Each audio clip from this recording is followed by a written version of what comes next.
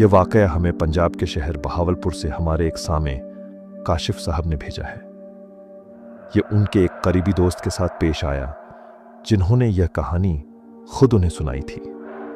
काशिफ साहब का कहना है कि इस वाकये ने उनके दोस्त की जिंदगी पर गहरे असरात मुरत्तब किए और वह आज भी उस रात को याद करके लर्ज उठते हैं।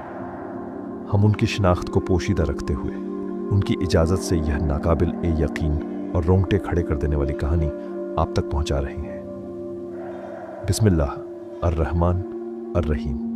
मेरा नाम जावेद है और यह जो वाकया मैं आपको सुनाने जा रहा हूं यह आज से कोई 8-10 साल पुरानी बात है, मगर लगता है जैसे कल की ही बात हो। उस रात की हर तफसील, हर आहट, हर एहसास आज भी मेरे जहन में ताज़ा है। मैं और मेरा दोस्त अरशद, हम दोनों बचपन के यार थे और बड़े होकर कारोबार भी साथ ही शुरू किया। हमारा स्क्रैप यानी नाकारा और पुराने सामान का काम था। ये काम था तो मेहनत तलब, मगर अल्लाह का शुक्र है कि 2 वक्त की रोटी इज्जत से मिल रही थी। काम की नौयत ऐसी थी कि हमें अक्सर अपने गांव से रहीम यार खान का सफ़र करना पड़ता था। माल वहीं आता था। हम सुबह सवेरे निकलते, वहाँ माल की छांटी करवाते, लोडिंग का हिसाब किताब देखते और जो भी कागजी कार्रवाई होती उसे निपटाकर शाम की आखिरी बस पकड़कर रात गए अपने गांव वापस लौट आते। यह हमारा मामूल था, एक थका देने वाला मगर जाना पहचाना मामूल। उस दिन भी कुछ ऐसा ही था। हमें इत्तला मिली कि दोपहर तक माल गोदाम पहुंच जाएगा। गर्मियों के दिन थे, सूरज जैसे आग बरसा रहा था। हमने अल्लाह का नाम लेकर सफ़र शुरू किया। बस में बैठे तो पसीने से शराबोर थे। गर्मी और हब्स का यह आलम था कि सांस लेना भी दुश्वार हो रहा था। बस पुरानी थी और उसका पंखा हवा देने के बजाय गर्म लू के थपेड़े ही मुंह पर मार रहा था। खैर, जैसे तैसे करके हम रहीम यार खान पहुंचे। वहां पहुंचते ही काम में ऐसे जुटे कि दुनिया व माफिया की खबर ना रही। माल उतरवाना, उसका वजन करवाना, फिर उसे ट्रक पर लोड करवाना और इस सब के बीच व्यापारियों से हिसाब किताब करना। इस भाग दौड़ में वक़्त कैसे पर लगाकर उड़ गया हमें एहसास ही न हुआ। जब सारे काम से फरिग हुए तो सूरज मगरिब की दहलीज पर आखिरी सांसें ले रहा था। भूख से हमारा बुरा हाल था। सुबह घर से जो नाश्ता किया था बस वही पेट में था। अरशद ने कहा, जावेद यार, कुछ खा लेते हैं, पेट में चूहे नहीं, अब तो हाथी दौड़ रहे हैं। मैंने घड़ी पर नजर डाली तो परेशान हो गया। अरशद, अगर अब खाना खाने बैठे तो आखिरी बस निकल जाएगी और तुम जानते हो कि आज रात घर पहुंचना कितना जरूरी है। कल सुबह सवेरे एक और पार्टी से मिलना है। मेरी बात में वजन था। हमने भूखे पेट ही बस अड्डे की राह ली। दिल को तसल्ली दी कि घर पहुंचकर सुकून से खाना खाएंगे। अड्डे पहुंचे तो बस रवानगी के लिए तैयार खड़ी थी। हम भागकर सवार हुए। बस मुसाफिरों से खचाखच भरी हुई थी। तिल धरने की जगह न थी। गर्मी और हब्स की शिद्दत बस के अंदर और भी ज्यादा महसूस हो रही थी। बच्चे गर्मी से बेहाल होकर रो रहे थे। औरतें अपने दुपट्टों से खुद को और अपने बच्चों को हवा देने की नाकाम कोशिश कर रही थीं। माहौल में एक अजीब सी बेचैनी और घुटन थी। हम दोनों को खिड़की के पास एक सीट मिल गई, जो गनीमत था। मैंने गीला रूमाल सर पर रखा ताकि कुछ सुकून मिले, मगर गर्मी थी कि कम होने का नाम ही नहीं ले रही थी। बस अपनी मखसूस रफ्तार से शहर की हुदूद से निकली और मरकजी शाहराह पर आ गई। रात का अंधेरा आहिस्ता आहिस्ता हर शय को अपनी लपेट में ले रहा था। कुछ देर सफर आराम से गुजरा, मगर फिर अचानक ड्राइवर ने बस को एक कच्चे और वीरान रास्ते पर मोड़ दिया। मुसाफिरों में चहमगोइयां शुरू हो गईं। एक बुजुर्ग ने ड्राइवर से पूछा, ओए ड्राइवर, ये किस रास्ते पर डाल दिया है? ये तो कोई कच्चा रास्ता लगता है। ड्राइवर ने हंसते हुए जवाब दिया, बाबा जी, फिक्र न करो, ये शॉर्टकट है। मेन रोड पर ट्रैफिक बहुत है। इस रास्ते से हम घंटा पहले पहुंच जाएंगे। उसकी बात सुनकर कुछ लोग तो मुतमईन हो गए, मगर मेरा दिल बेचैन सा हो गया। मैं और अरशद आज तक इस रास्ते से नहीं गुजरे थे। मैंने खिड़की से बाहर झांका। दूर दूर तक घुप अंधेरा था। सड़क के दोनों तरफ झाड़ियों और दरख्तों का एक न खत्म होने वाला सिलसिला था, जो रात की तारीकी में और भी खौफनाक लग रहा था। रास्ते में न कोई रोशनी थी, न कोई आबादी के आसार। बस हमारी बस की हेडलाइट्स की रोशनी थी जो इस तारीकी को चीरती हुई आगे बढ़ रही थी। पेट में भूख की आग भड़क रही थी और दिल में एक अनजाना सा खौफ सर उठा रहा था। जी चाह रहा था कि बस जल्द अज जल्द हमें मंजिल पर पहुंचा दे ताकि इस अजियत से जान छूटे। अभी हम इन्हीं सोचों में गुम थे कि बस को एक जोरदार झटका लगा और वह खांस कर बंद हो गई। ड्राइवर ने एक दो बार स्टार्ट करने की कोशिश की, चाबी घुमाई, मगर इंजन से एक कराने की आवाज के सिवा कुछ बरामद न हुआ। सब मुसाफिर परेशान हो गए। ड्राइवर और उसका कंडक्टर नीचे उतरे और बोनट उठाकर इंजन को देखने लगे। वक्त गुजरता जा रहा था और बस के अंदर हब्स और गर्मी नाकाबिले बर्दाश्त होती जा रही थी। बच्चों का रो रो कर बुरा हाल था। एक औरत ने तंग आकर कहा, कोई मैकेनिक ही बुला लो, यहां कब तक बैठे रहेंगे। ड्राइवर ने बेबसी से हंसते हुए कहा, बाजी, यहां इस वीराने में न बंदा है न बंदे की जात। मैकेनिक कहां से लाऊं? बस आप लोग दुआ करें, हम कोशिश कर रहे हैं। फिर उसने सब मुसाफिरों से कहा कि वह बस से बाहर आकर खुली हवा में बैठ जाए, अंदर घुटन बहुत ज्यादा है। उसकी बात मानकर सब लोग एक एक करके बस से नीचे उतरने लगे। हम भी नीचे उतर आए। बाहर निकलकर अंदाजा हुआ कि यह जगह कितनी सुनसान और वीरान थी। दूर दूर तक खामोशी और अंधेरे का राज था। झींगरों की आवाज इस खामोशी को और भी हैबतनाक बना रही थी। हम चंद लोग थे जो इस अनजान रास्ते पर रात के अंधेरे में एक खराब बस के पास बेयारो मददगार बैठे थे। काफी देर गुजर गई। ड्राइवर और कंडक्टर की सारी कोशिशें नाकाम हो चुकी थीं। बस टस से मस होने का नाम नहीं ले रही थी। हम सबकी परेशानी बढ़ती जा रही थी। मैं और अरशद भी पहलू बदल रहे थे। भूख और थकन ने हमें निढाल कर दिया था। आखिरकार अरशद ने मुंह से कहा, जावेद, ऐसे हाथ पर हाथ धरे बैठे रहने से कुछ नहीं होगा। चलो थोड़ा आगे पैदल चलकर देखते हैं। क्या पता कोई छोटी मोटी बस्ती, कोई गांव या कोई टाल ही नजर आ जाए। वहां से कोई मदद मिल सकती है। मुझे उसकी बात माकूल लगी। हमने ड्राइवर को बताया कि हम आगे जाकर देख रहे हैं। ड्राइवर ने हमें रोकने की कोशिश की। भाई, कहां जाओगे इस अंधेरे में? बस किसी भी वक्त स्टार्ट हो सकती है, फिर हम तुम्हें कहां ढूंढते फिरेंगे। मैंने कहा, तुम फिक्र न करो, हम ज्यादा दूर नहीं जाएंगे, बस आसपास ही देखेंगे। अगर बस स्टार्ट हो जाए तो 2-3 लंबे हॉर्न दे देना, हम आवाज सुनकर वापस आ जाएंगे। ड्राइवर ने बादिले नाख्वास्ता इजाजत दे दी। हमारे पास एक छोटी सी टॉर्च थी जो हम सफर में हमेशा अपने साथ रखते थे। हमने टॉर्च ऑन की और उसकी मध्यम सी रोशनी के सहारे इस तारीख और नामालूम रास्ते पर आगे बढ़ने लगे। हर तरफ हू का आलम था। हम एक दूसरे से बातें करते जा रहे थे ताकि खौफ को खुद पर हावी न होने दें, और साथ ही टॉर्च की रोशनी इधर उधर घुमाकर रास्ते का जायजा भी ले रहे थे। झाड़ियों में से अजीबोगरीब सरसराहटें आ रही थीं, जैसे कोई हमें देख रहा हो। हम अभी थोड़ी ही दूर गए थे, शायद 1 या 1.5 किलोमीटर, कि हमें दूर कुछ रोशनियां टिमटिमाती हुई नजर आईं। उम्मीद की एक किरण जागी। हमने एक दूसरे को देखा। हमारी आंखों में चमक आ गई। लगता है कोई आबादी है, अरशद ने पुरजोश होकर कहा। हमने अपने कदम तेज कर दिए। जैसे जैसे हम उन रोशनियों के करीब होते जा रहे थे, वैसे वैसे एक और आवाज हमारे कानों में पड़ रही थी। ये ढोलक और शहनाई की मधुर आवाज थी। साथ ही लोगों के हंसने बोलने की आवाजें भी आ रही थीं। हम हैरान रह गए। इस घने वीराने में यह कैसा जश्न हो रहा था। जब हम बिल्कुल करीब पहुंचे तो मंजर देखकर हमारी आंखें खुली की खुली रह गईं।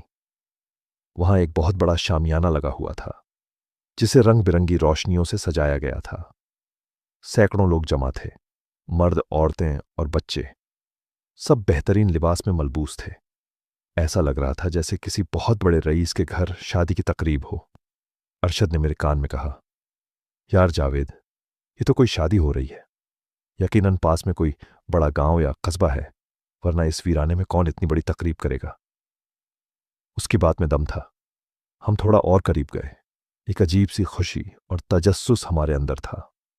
भूख तो हमें पहले ही सता रही थी, और अब शामियानों से उठने वाली बिरयानी और खौरमे की इश्तहा अंगेज खुशबुओं ने हमारी भूख को मजीद भड़का दिया था। जैसे ही हम इस वसीओ अरीज पंडाल के करीब पहुंचे, हमारी हैरत की इंतहा न रही। यह किसी आम गांव की शादी नहीं लग रही थी। इंतजाम इतना शानदार था कि शहरों की बड़ी बड़ी तकरीबात भी उसके सामने मात पड़ जाए। बड़े बड़े कनात और शामियाने लगे हुए थे, जिन पर झालरों और कमखुमों की ऐसी सजावट थी कि आंखें खैरा हो रही थीं। एक तरफ मर्दों का हुजूम था और दूसरी तरफ ख्वातीन के लिए अलग पर्दे का इंतजाम था, जहां से हंसी मजाका और गीतों की आवाजें आ रही थीं। लोगों का एक जमे का फीर था जो आ जा रहा था। सबने एक से बढ़कर एक कीमती और साफ सुथरे कपड़े पहन रखे थे, जैसे किसी शाही दरबार में हाजिर हुए हों। हमारी नजर इस्तकबालिया पर खड़े चंद लोगों पर पड़ी। वह आने वाले मेहमानों को खुशामदीद कह रहे थे। एक बात जो हमें फौरन महसूस हुई वह यह थी कि वहां मौजूद अक्सर मर्दों के कद गैर मामूली तौर पर लंबे थे। वह आम इंसानों से कहीं ज्यादा दराज कद थे।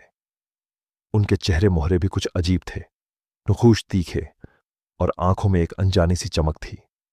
मगर इस वक्त भूख और थकन ने हमारी सोचने समझने की सलाहियत को तकरीबन मफलूज कर दिया था। हमारा सारा ध्यान खाने की उन खुशबुओं पर था जो हमारे नथनों से टकराकर हमारे पेट की आग को मजीद हवा दे रही थी।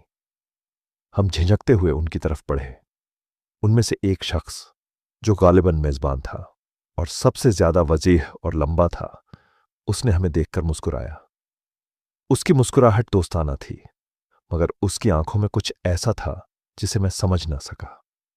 मैंने आगे बढ़कर सलाम किया और मुसाफे के लिए हाथ बढ़ाया। उसने बड़े तपाक से मेरा हाथ थामा। उसका हाथ गैर मामूली तौर पर ठंडा और मजबूत था। वालेकुम अस्सलाम नौजवानों, खुशामदीद, उसने गहरी और बारौब आवाज में कहा। मैंने उसे अपना और अपने दोस्त का तारुफ करवाया और फिर अपनी मुश्किल बयान की। जनाब, हम मुसाफिर हैं और यहां करीब में हमारी बस खराब हो गई है। हम किसी आबादी या मैकेनिक की तलाश में निकले थे। क्या आप हमारी कुछ मदद कर सकते हैं? उस शख्स ने हमारी बात गौर से सुनी और फिर मुस्कुराकर बोला, इस वीराने में तुम्हें मैकेनिक तो नहीं मिलेगा, बरखुरदार। लेकिन तुम लोग परेशान ना हो, तुम अब हमारे मेहमान हो। ये मेरे बेटे की शादी की तकरीब है। हम तुम्हें भूखे पेट यहां से हरगिज जाने नहीं देंगे। पहले खाना खाओ, आराम करो, फिर तुम्हारी मुश्किल का कोई हल सोचेंगे। उसकी पेशकश हमारे लिए किसी नेमत से कम न थी। हमने एक दूसरे की तरफ देखा और तशक्कुर आमेज नजरों से मुस्कुरा दिए। भूख के मारे हमारा बुरा हाल था और ऐसे में इतनी पुरतकल्लुफ दावत हम इनकार कैसे कर सकते थे। उसने अपने साथ खड़े एक नौजवान लड़के को इशारा किया और कहा, इन मेहमानों को खाने की मेज तक ले जाओ और उनकी अच्छी तरह खदमत करो। वह लड़का हमें अपने साथ लेकर खाने के हिस्से की तरफ बढ़ा। वहां का मंजर देखकर हमारी आंखें फटी की फटी रह गईं। मेजों पर अनवाओ इकसाम के खाने चुने हुए थे। बिरयानी, खुरमा, पुलाव, कबाब, टिक्के, निहारी, हलीम। गरज की शायद ही कोई ऐसी डिश हो जो वहां मौजूद न हो। देगों पर देगां उतर रही थीं और लोगों का एक सैलाब था जो खाना खाता जा रहा था।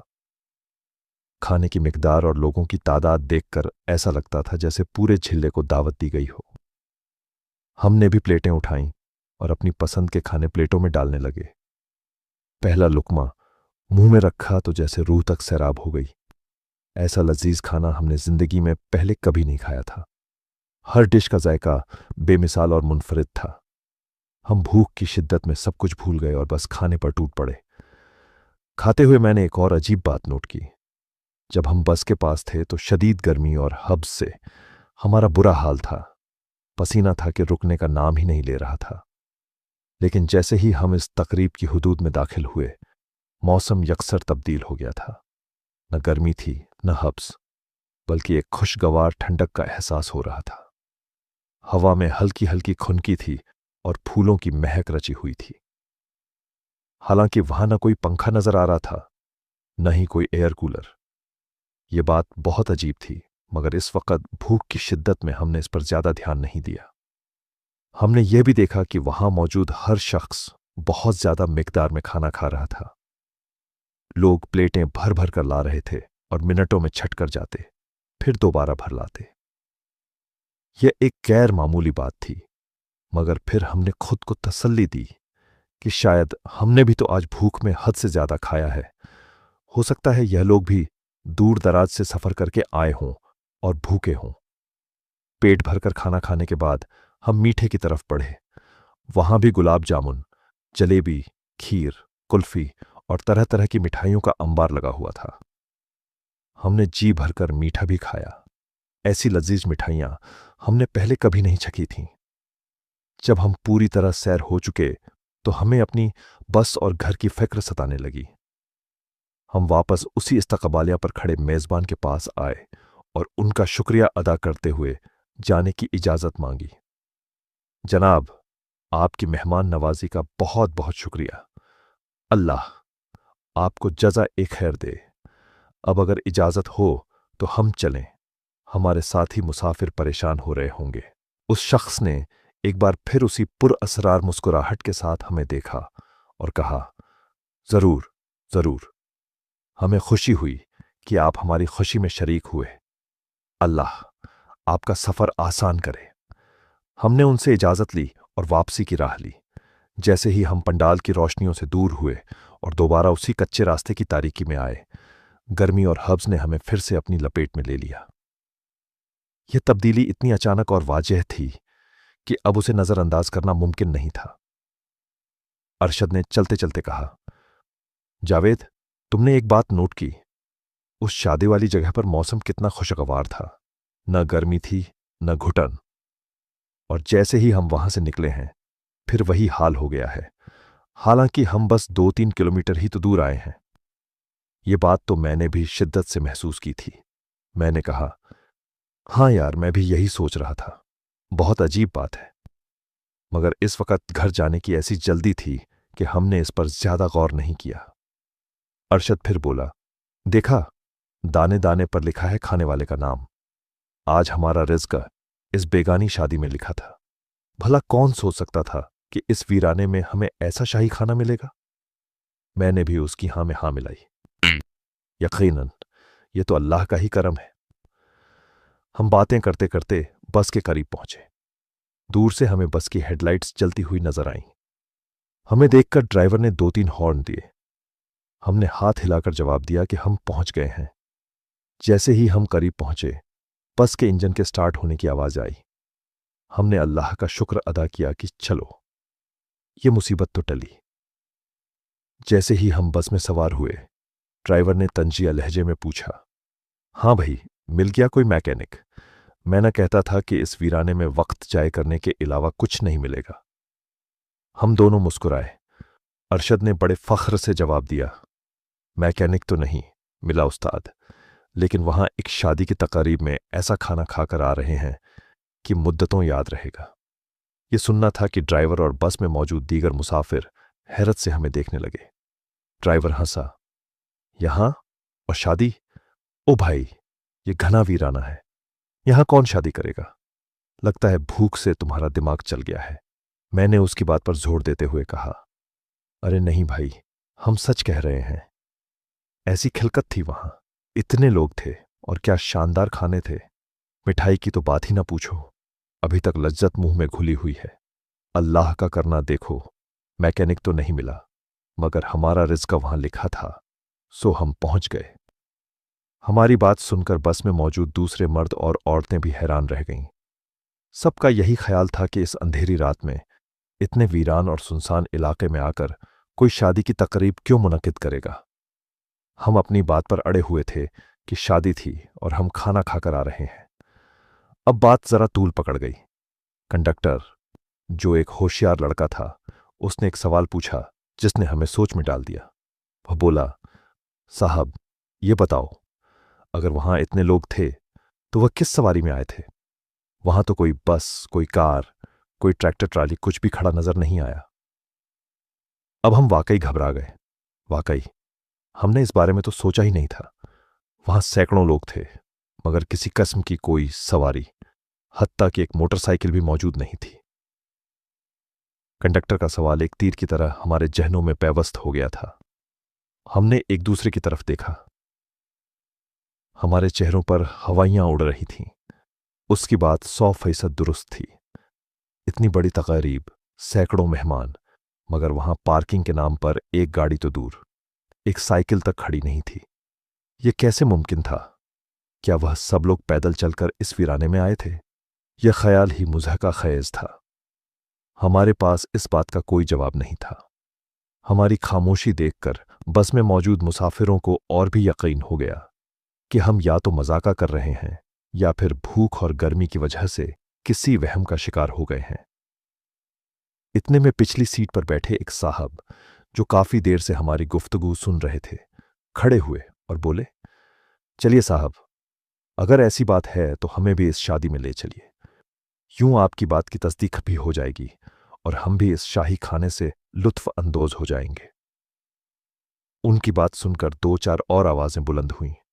हाँ हाँ, हमें भी ले चलो, हमें भी देखना है यह वीराने की शादी। ड्राइवर ने फौरन सबको टोका, नहीं नहीं, बस में सवार हो जाओ सब, निकलो यहां से। इस वीराने में इतनी देर खड़ा रहना ठीक बात नहीं है। चलो चलो, देर हो रही है। मगर अब मुसाफिर बजिद हो चुके थे, खास तौर पर औरतें और बच्चे जो भूखे भी थे। वह भी शोर मचाने लगे कि उन्हें भी शादी में जाना है। अरशद, जो अब तक खामोश था, शायद अपनी सच्चाई साबित करने के जोश में बोल पड़ा, हाँ क्यों नहीं, चलो हम ले चलते हैं। तुम लोग समझ रहे हो कि हम झूठ बोल रहे हैं या ख्वाब देखकर आए हैं? अरे भाई, ऐसा कुछ नहीं है। अब चलो तुम सब, अपनी आंखों से देख लेना। अलगरज सब लोग बस से उतरकर हमारे पीछे चलने को तैयार हो गए। ड्राइवर ने बहुत समझाया, मगर किसी ने उसकी एक न सुनी। आखिरकार वह भी बेदिली से हमारे साथ चल पड़ा। हम दोनों आगे आगे थे और बाकी तमाम मुसाफिर हमारे पीछे पीछे। हम पूरे एतिमाद के साथ उसी सिमत में चल रहे थे जहां से हम आए थे, मगर जूं जूं हम आगे बढ़ रहे थे, हमारा एतिमाद कम होता जा रहा था और दिल में खौफ बढ़ता जा रहा था। रास्ता था कि खत्म होने का नाम ही नहीं ले रहा था। वही कच्चा रास्ता, वही दोनों तरफ झाड़ियां हों और वही घुप अंधेरा। पीछे से लोगों की आवाजें आना शुरू हो गईं, भाई और कितना दूर है, हमें तो कुछ नजर नहीं आ रहा। हम उन्हें तसल्ली देते कि बस पहुंचने ही वाले हैं, मगर अब हमारे अपने चेहरों पर भी परेशानी और घबराहट के आसार नुमायां थे। दूर दूर तक किसी रोशनी का, किसी खुमखुमे का, किसी शामियाने का कोई नामो निशान नहीं था। बस वीराना था और हू का आलम। हमने टॉर्च की रोशनी में हर तरफ देखा, मगर हमें वह जगह कहीं नजर नहीं आई। आखिरकार तकरीबन आधा घंटा चलने के बाद जब कुछ न मिला तो मुसाफिरों का सब्र जवाब दे गया। सबने हमारा मजाक उड़ाना शुरू कर दिया। कोई बोला, लगता है भाइयों ने खाली पेट की दावत खाई है। कोई कहने लगा, दिमाग चल गया है उनका गर्मी में। एक औरत बोली, हमारा वक्त भी जाया किया और ख्वार भी किया। हम न कहते थे कि वीराने में भी भला कोई शादी होती है। अलगरज जिसके मुंह में जो आया वह बोलता चला गया और हम दोनों, मैं और अरशद, हैरत और खौफ के आलम में एक दूसरे को तक रहे थे। हमारे अल्फाज जैसे हमारे हल्क में ही दम तोड़ चुके थे। हमारे पास अपनी सफाई में कहने के लिए कुछ बाकी नहीं था। हम खुद हैरान थे कि वह आलिशान तकरीब, वह सैकड़ों लोग, वह रोशनियां और वह खाने, सब कुछ मिनटों में कहां गायब हो गया। हम शर्मिंदगी और खौफ के मिले जुले तासुरात के साथ खामोशी से वापस बस की तरफ पलटे। सारे रास्ते मुसाफिर हम पर आवाजें कसते रहे। बस में बैठकर ड्राइवर ने भी दो चार तंजिया जुमले कहे और बस स्टार्ट करके मंजिल की तरफ रवाना हो गया। बाकी का सफर कब्र जैसी खामोशी में गुजरा। हम दोनों दोस्त एक लफ्ज भी न बोले, बस खिड़की से बाहर अंधेरे को घूरते रहे और अपने जहन में खड़ी से कड़ी मिलाने की कोशिश करते रहे। वह गैर मामूली कद, वह ठंडा मौसम, वह सवारियों की अदम मौजूदगी और फिर सब कुछ का यूं अचानक गायब हो जाना, यह सब क्या था? तकरीबन 3 घंटे के मजीद सफर के बाद हम अपने अपने गांव पहुंचे। मैं जब घर पहुंचा तो मेरा जिस्म बुरी तरह कांप रहा था।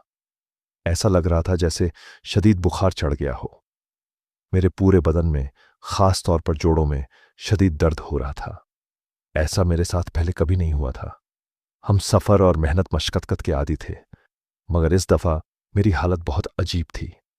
खैर, मैंने कपड़े बदले और बिस्तर पर लेट गया। लेटते ही ऐसी गहरी और बेसुध नींद ने आ लिया कि जैसे कई दिनों का जागा हुआ हूं। मुझे सुबह तक कुछ होश ही न रहा। अगली सुबह जब मैं उठा तो अरशद मेरे घर पर मौजूद था। उसकी हालत भी मुझसे मुख्तलिफ नहीं थी। उसकी आंखें भी सूजी हुई थीं और चेहरे पर शदीद थकन और परेशानी थी। उसने आते ही कहा, जावेद, हमें उस जगह पर वापस जाना होगा। हमें यह गुत्थी सुलझानी है कि आखिर कल रात वह सब क्या था। मैं भी यही चाहता था। यह जानना जरूरी था कि क्या वह हमारा वहम था या कोई हकीकत। हमने एक दोस्त से गाड़ी मांगी और अल्लाह का नाम लेकर उसी रास्ते की तरफ चल पड़े। दिन की रोशनी में वह रास्ता और भी वीरान और सुनसान लग रहा था। हम अंदाजे से उसी जगह पहुंचे जहां रात को बस खराब हुई थी, और फिर वहां से आगे उस मकाम की तरफ बढ़े जहां हमने वह तकरीब देखी थी। मगर वहां पहुंचकर हमारे पैरों तले से जमीन निकल गई। वहां दूर दूर तक वीराने और झाड़ियों के सिवा कुछ नहीं था। किसी तकरीब का, किसी शामियाने का, किसी भी किस्म की सरगर्मी का कोई नामो निशान तक न था। रात को जहां सैकड़ों लोग मौजूद थे, वहां जमीन पर किसी के कदमों के निशान तक नहीं थे। जहां देखें पक रही थीं, वहां जमीन पर किसी चूल्हे का, किसी राख का कोई निशान नहीं था। देख तो दूर की बात, हमें वहां खाने का एक झर्रा या जानवर की एक हड्डी तक नजर न आई। ऐसा लग रहा था जैसे इस जमीन पर कभी कोई आया ही न हो। यह मंजर इतना भयानक और नाकाबिले यकीन था कि हमारे रोंगटे खड़े हो गए। अब हमें पूरा यकीन हो गया था कि कल रात जिस महफिल में हमने शिरकत की थी, वह इंसानों की महफिल नहीं थी। वह कोई और ही मखलूक थी, जिनकी शादी में हम बिन बुलाए मेहमान बनकर जा पहुंचे थे। अब हमें समझ आया कि उनके कद गैर मामूली तौर पर लंबे क्यों थे। वह इतनी ज्यादा मिकदार में खाना क्यों खा रहे थे, और उस जगह का मौसम बाकी इलाके से मुख्तलिफ क्यों था। हम दोनों पर ऐसी दहशत तारी हुई कि हम फौरन वहां से वापस भागे। कई दिनों तक हमारे होशो हवास ठिकाने पर नहीं रहे। हम दोनों कई दिन शदीद बुखार में मुब्तला रहे और जिस्म के दर्द ने हमें उठने के काबिल न छोड़ा। आज इस बात को कई साल बीत चुके हैं, मगर जब भी हम उस रात की तकरीब के बारे में सोचते हैं तो बदन में एक सर्द लहर दौड़ जाती है। इस वाकये के बाद हमने रात के वक्त सफर करने से तौबा कर ली, और उस शॉर्टकट वाले रास्ते से तो फिर कभी गुजरने की हिम्मत नहीं हुई। वह रात हमारी जिंदगी की सबसे खौफनाक रात थी, जिसने हमें सिखा दिया कि इस दुनिया में बहुत कुछ ऐसा है जो हमारी समझ और इदराक से बिलातर है।